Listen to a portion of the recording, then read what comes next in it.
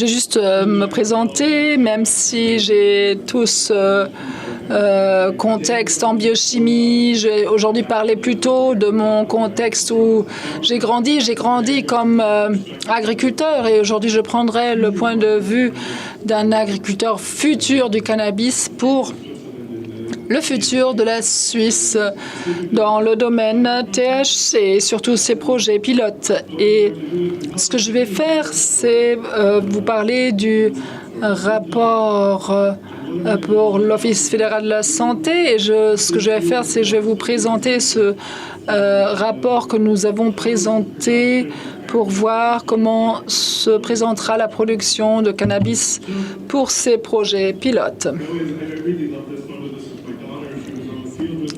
J'adore cette image. Ma fille était là avec moi ensemble sur le champ et elle a fait connaissance de son petit ami, le ver. Et c'est en fait ce qu'il y a de pire pour le cannabis en Suisse, la menace des insectes en Suisse. Et si vous avez votre smartphone, vous pouvez aussi scanner ce code. Et puis, cela vous permettra d'aller directement dans le document. Comme je vous le disais, je vais juste vous guider un petit peu en suivant ce rapport. Et si vous n'avez pas trop envie de m'écouter, vous pouvez juste partir et lire le rapport tranquillement chez vous à la maison. Alors, où est-ce que tout a commencé? L'année dernière, et vous l'avez déjà entendu, les projets pilotes suisses ont été introduits pour jeter les bases pour la législation future en Suisse. Mais avant de commencer par ces projets pilotes, nous devons être en mesure de produire du cannabis qui soit en mesure de s'imposer sur le marché face aux produits sur le marché noir. Donc il nous faut des solutions pour les problèmes existants, car ces problèmes se montrent déjà dans différents pays des États-Unis. On ne veut pas avoir ces problèmes en Suisse. PureGene est une entreprise de recherche où des chercheurs travaillent qui s'y connaissent bien en matière de cannabis et qui s'y connaissent très bien en sciences agricoles.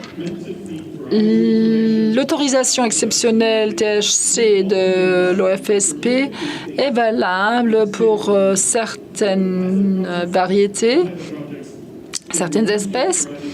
Pour l'analyse de ces espèces, nous libérons certaines données. Ces données rentrent dans les projets pilotes et actuellement, les produits sont adressés au client final qui donne son feedback pour les projets pilotes et nous profitons de ce feedback pour le développement ultérieur. C'est tout un processus et nous tentons d'accélérer comment la science peut ici faire face ou servir la culture et la sélection. Le cannabis est très tendance, branding, tout ça joue un rôle, mais les noms White Widow, Blue Dream, Drainback, c'est ce qui est reçu, c'est ce qui est retenu par les consommateurs. Et lorsque j'entends Sativa, normalement, je roule des yeux parce qu'il y a une grande discussion sur le marché. Dans le projet pilote suisse, nous essayons de réfléchir un petit peu sur les préférences des consommateurs. D'un point de vue ethnobotanique, cette discussion des variétés ou des races Sativa versus Indica est un grand sujet. Au Pakistan, en Afghanistan, là nous avons les sources classiques de Indica et les gourous en Inde préfèrent un certain type de cannabis. La même chose est valable en Amérique du Sud. On a des agriculteurs qui, depuis des centaines d'années, se sont concentrés sur les effets psychédéliques du cannabis, donc un cannabis qui a un certain aspect. Et puis après, il y a des centres de sélection en Californie, en Espagne, aux Pays-Bas, où on a mélangé ces choses, mais on n'a jamais vraiment approfondi. Et cela fait qu'aujourd'hui, nous avons un véritable mix. Regardons les termes, les noms. Est-ce que le nom nous indique vraiment quelque chose? Il y a Kali Gold, Afghan Kush. En principe, cela nous indique seulement d'où ces espèces viennent. Ensuite, il y a quelque chose comme Train Wreck. Certains se sentent comme ça tôt le matin. Ou après, il y a des noms comme Sour Diesel et Strawberry Kush qui se réfèrent plutôt à l'odeur, au parfum. Ensuite, il y a des noms qui se réfèrent sur l'origine où on a des mélanges de Strawberry Diesel. Mais en réalité, personne ici a des données très transparentes là-dessus. Par exemple, une pomme. Là, il y a des organisations gouvernementales qui travaillent ensemble avec les agriculteurs et qui assurent que lorsqu'on a une pomme gala, la pomme gala va avoir l'aspect tel qu'il est décrit pour les pommes gala. Pour le cannabis, cela n'existe pas. Et c'est ce que nous appelons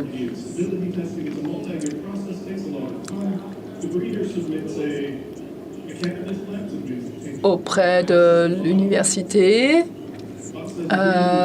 Nous avons donc un agriculteur qui va venir nous voir, qui nous donne une plante et il nous dit par exemple on veut obtenir une plante avec un vert plus lumineux. Alors nous on va regarder qu'est-ce qu'on peut faire. Il nous faut quelque chose qui pousse de cette façon et avec cela chaque année on compare si l'unité est préservée et cela nous permet de non seulement protéger le consommateur qui achète une certaine marque et qui peut être sûr d'obtenir ce que la marque lui promet, mais cela protège également le cultivateur, l'éleveur. Si j'applique un nom sur un séché de graines, je dois être sûr que ça c'est contenu. Là, on travaille avec Agroscope. On essaie d'émettre de nouveaux standards pour la Suisse, pour l'Europe, pour que les consommateurs, au bout de la chaîne, obtiennent toujours ce qu'ils veulent obtenir. Donc, ils n'obtiennent pas White Widow qui a des qualités complètement différentes de ce à quoi ils s'attendent. Ces tests, on les a déjà réalisés en 2012 auprès de l'université d'Arnhem et les personnes se sont rendues dans les coffee shops néerlandais. Ils ont dit on va prendre Amnesia et White Widow et on va les tester sur leur chimie. On a constaté que les petits cercles rouges qu'on voit ici, ce sont des plantes qui s'appellent White Widow, mais qui, du point de vue chimique, correspondent beaucoup plus à Amnesia et vice-versa. Donc la chimie toute seule n'indique pas tout, mais si on fait cela pour les centaines de milliers d'espèces qui existent, on va constater que le nom n'a pas beaucoup de crédibilité parce qu'on avait ces centaines de types d'espèces. On a pris environ 5 à 10 par espèce. On a extrait le génome et d'un point de vue génomique, on a vu la ressemblance entre les plantes. Donc à l'intérieur d'un petit sachet de graines, nous avons pu constater ce qui est semblable et ce qui ne l'est pas. Et ces domaines verts, c'est là que le cultivateur a fait un bon travail. On a une certaine consistance, cohérence génétique, mais les grands cercles bleus, là, les cultivateurs n'ont pas travaillé de façon propre et les cercles rouges, quant à eux, ça veut dire que l'espèce est très consistante à l'intérieur d'elle-même. Mais après, à un moment donné, on a l'impression qu'il y a des pollens qui sont venus rejoindre la plante. Et c'est comme ça que fonctionne la médecine. C'est comme ça qu'on construit la structure médicale. Cela nous permet déjà de couvrir le sujet de la culture, mais il faut encore énormément de science pour pouvoir répondre à toutes ces questions. Maintenant, on va passer à la science agricole. D'un point de vue du consommateur, on va obtenir des plantes qui aient un bel aspect, qui aient un bon parfum et une teneur de THC élevée. C'est ce que le consommateur veut. Bien sûr, le gouvernement a fait quelques restrictions. Production biologique en Suisse. Il faut que cela soit cultivé dans de la terre nourricière, dans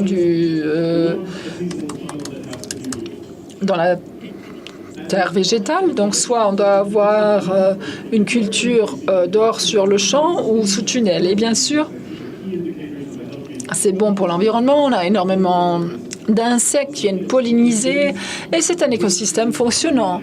Donc, tout cela, on a pu le constater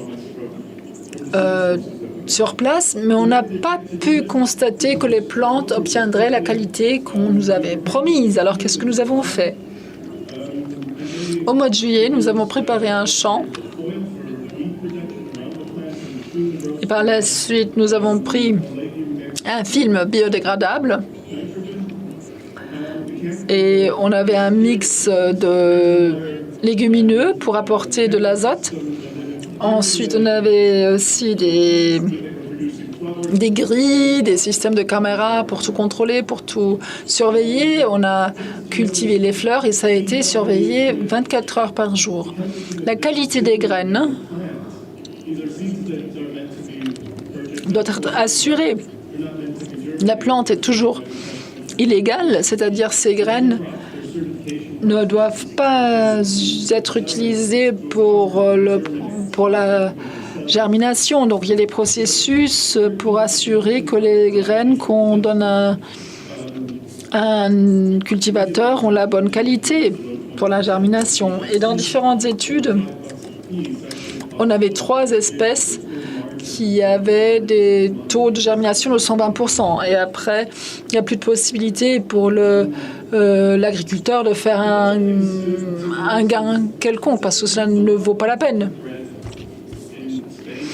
Un autre élément qu'on doit nommer, c'est qu'en Suisse, beaucoup de ces espèces qu'on a en Suisse proviennent d'Espagne, du Mexique, de Californie. Là, nous avons un climat très chaud. Si on cultive ces espèces en Suisse, eh bien, nous avons de longues journées en Suisse, plus longues qu'à ces autres endroits, mais les types de croissance sont différents. Et durant l'époque de la floraison, lorsque les cannabinoïdes sont produits, c'était trop humide et trop froid pour obtenir cette grande teneur en cannabinoïdes. Là, vous voyez certaines plantes qui sont exposées à des vents forts où la tige s'est rompue. C'était des plantes qui éventuellement avaient été cultivées à un endroit où elles ne voyaient jamais la lumière du jour et donc elles étaient protégées. On a différentes qualités de fleurs, certaines fleurs qui étaient vraiment excellentes et puis d'autres fleurs comme par exemple celle avec la couleur aubergine qui est très belle mais le rendement était très limité. À la fin, que 10% des plantes ne produisaient des fleurs qui pouvaient vraiment obtenir la meilleure note. Donc, de mon point de vue, le tout a été très intéressant,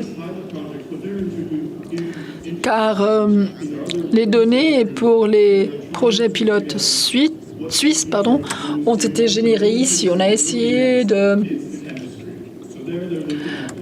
d'analyser comment l'industrie va se présenter à l'avenir et à cet effet, il faut les données chimiques, CBD, THC, toutes ces teneurs et les autres aspects. Par exemple, quelles sont les préférences des consommateurs, etc. La première chose qui m'a intéressée en tant que généticien, c'est ce diagramme ici. Ça, c'était une analyse des composantes. Là, les points de données de l'analyse de l'ADN sont représentés, c'est-à-dire tous les génotypes du CBD et les génotypes du THC ont 2 poules génétiques. Ça, c'était très intéressant. Les cultivateurs de CBD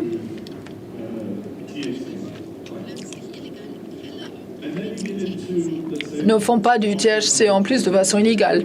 Ça, c'était rassurant de le voir. Maintenant, j'arrive au pouvoir de la génétique. Moi, j'aime bien sortir dehors, sur le champ, car les cultivateurs de cannabis ont vraiment fait un excellent travail. Ils ont assuré que la diversité génétique était vraiment préservée. Pour le maïs, c'est différent. Lorsque vous regardez 100 génomes différents de maïs, il est difficile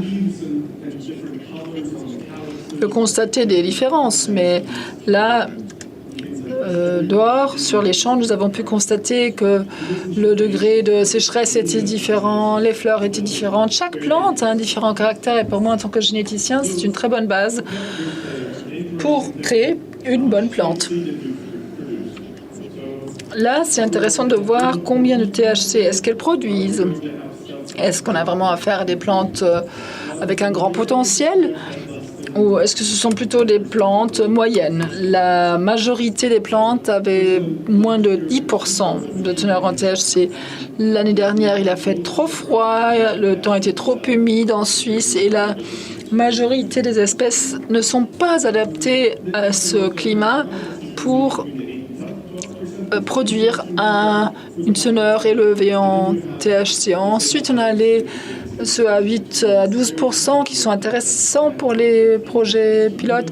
Et puis, très peu de plantes avaient plus de 15% de THC. Celles-là se sont donc très, très bien adaptées à l'environnement froid et produisent quand même encore une teneur en THC très élevée. Ce qui est assez intéressant ici, c'est que beaucoup de personnes pensent, bon, si j'ai un dealer, je veux qu'il me fournisse continuellement la même qualité. Si j'achète Blue Dream, je vais toujours avoir le même effet. Alors on s'est dit, dans un petit sachet de graines, combien de fois on obtient vraiment le même effet? Alors nous avons catégorisé les graines.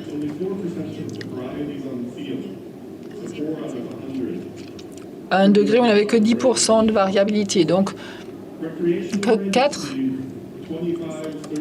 sur 100 graines s'écartaient. Ensuite, on avait un autre échelon, 20% de variation, mauvaise qualité, ça veut dire 50%, donc une fois 10%, une fois 15% THC, des effets complètement différents. Et la majorité des plantes sur le champ rentrent dans ce groupe-là. Et du coup, on avait un grand groupe où on trouvait de tout, entre 0% et 15% de teneur en THC. Vous avez déjà vu cette image. Il y a une chose qu'il n'a pas dit tout à l'heure, Gérald. Il n'a pas dit que ce cycle ici, pardon, Gavin, il n'a pas dit que ce cycle est ce qui fait la particularité du cannabis. On peut l'utiliser pour la synthèse de CBD et THC. Ces petits rubans, ce sont des nouvelles compositions de génome. C'est la nature qui prend tous ces gènes de cannabinoïdes et les mélange. Qu'est-ce que cela veut dire pour la plante? La nature présente toute cette diversité génétique et ça fait que nous obtenons des plantes qui nous offrent des teneurs différentes en THC, des différents rapports entre THC et CBD, et qui présentent aussi une chimie différente dans la globalité. Ensuite, nous avons ces variantes, ces variétés avec 20 à 1 comme rapport. On en avait 42, plus de 200 plantes qui avaient ce rapport-là. 5% des plantes avaient un rapport entre 1 à 1 et 1 à 20. Et puis, il y a encore un autre rapport où le CBD est dominant. Donc, l'idée qui se cache derrière, c'est que d'un point de vue génétique, il est possible d'avoir tout un arc-en-ciel de chimie différente à l'intérieur d'une même plante. Maintenant, concernant les inconnus de la chimie, ce que j'aime nommer, c'est le THCV, le THCB. Donc là, on a dans la molécule, on a trouvé encore d'autres éléments qui rendent le tout beaucoup plus fort. Si on donne le tout à une souris et on le teste, la souris THC, elle a couru dans sa cage, on l'a suivi, ça avait une forme de spaghetti. La souris THCV a avancé d'un pas, a reculé d'un pas et n'a plus bougé après. Donc, est-ce que ces cannabinoïdes qu'on avait ici existent dans le champ ou pas? On l'ignore. Pour l'instant, on a encore affaire à énormément de cannabinoïdes inconnus qu'on ne connaît pas encore. Pour l'instant, nous avons 14 connus et puis beaucoup de cannabinoïdes inconnus. Et ça, c'est le prochain pas pour nous. Vérifier de quoi il s'agit. On a ces différentes espèces. Et à l'intérieur des projets pilotes, on peut constater quelles sont les substances inconnues et quel est leur effet. Et maintenant, je parlerai encore brièvement des terpines. Là, nous avons de grandes différences, de variabilité. On en a regardé 30 différents. Et les plantes THC ont un goût beaucoup plus déterminé, par exemple un goût de fraise ou autre. Donc ça, pour les espèces THC, il est beaucoup plus facile de ressentir ce parfum que pour le CBD. Ça, c'est une bonne chose. Un autre problème auquel beaucoup de personnes ne pensent pas, ce sont les plantes masculines. 17% des plantes sur le champ sont soit masculines, soit elles produisent des fleurs masculines. On avait eu un problème sur le champ de CBD. Si une des plantes produit du pollen, le pollen peut bien sûr arriver sur un autre champ. Et si un cultivateur n'a pas de grille, il ne veut produire que des plantes CBD. Du coup, il y a du pollen qui va contaminer, pour ainsi dire, le champ. Et c'est pour cela que c'est une des qualités qu'on doit avoir à l'œil. C'est enfin une caractéristique qu'on doit avoir à l'œil. Ensuite, les maladies. Les deux maladies les plus connues, c'est Septoria et botrytis, des fleurs qui moisissent. Ça, c'est un grand défi de la culture biologique, surtout en Suisse, quand on a des précipitations de pluie qui touchent beaucoup les feuilles. Cela entraîne des maladies qui constituent un grand problème parce qu'il y a des champignons qui se sont créés, des allergènes que les consommateurs ingèrent et ça peut produire des réactions allergiques et on peut tomber malade. Que pouvons-nous apprendre sur le long terme? Il nous faut une meilleure culture et c'est pour ça que je me lève tous les matins. C'est ce que veut faire notre entreprise, car les espèces que nous avons maintenant doivent encore être améliorées. La majorité des plantes n'a pas encore les qualités qu'on voudrait avoir. 90% des plantes que nous avons ne remplissent pas encore les exigences en matière de qualité. Et Gavi nous a déjà beaucoup parlé de cela. Nos collègues travaillent à améliorer tout cela. Et si vous souhaitez savoir davantage, vous pouvez également vous rendre à notre stand. Comment se présente notre avenir? Nous souhaitons cultiver les plantes avec les bonnes caractéristiques, mais 5% des plantes ont des qualités suffisantes pour qu'on puisse continuer à les utiliser. Nous avons réalisé une des plus grandes expériences avec du THC à l'extérieur, une des expériences les plus grandes qui n'ait jamais été faite. Donc, on n'a pas encore tant de nouvelles plantes, mais déjà quand même pas mal de données, 50 espèces qu'on peut surveiller dans les projets pilotes des prochaines années. Les données que nous avons extraits d'une année, on peut les utiliser pour le projet pilote l'année suivante. Et la communauté, on continue à l'informer, bien sûr. Et cette discussion, Inika versus Sativa, ça ne mène à rien. Au lieu de cela, on devrait discuter de comment on peut contribuer à faire avancer la science avec des données issues de notre culture. C'est notre champ cette année. On continue avec ces projets. On se concentre sur les 50 espèces qu'on a nommées. Parfois, on veut cultiver certaines caractéristiques qui sont importantes pour le cannabis suisse. On avait 347 génotypes différents qu'on a apportés sur les champs. Autrefois, c'était 347. On a réduit ce chiffre à 250. Nous avons 100 caractéristiques non nocives qu'on va regarder cette année. L'année dernière, c'était 300. Cette année, seulement 100.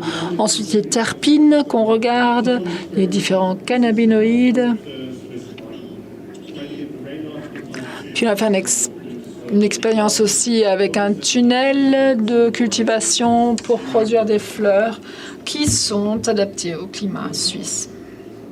Et j'arrive à terme de ma présentation. Merci.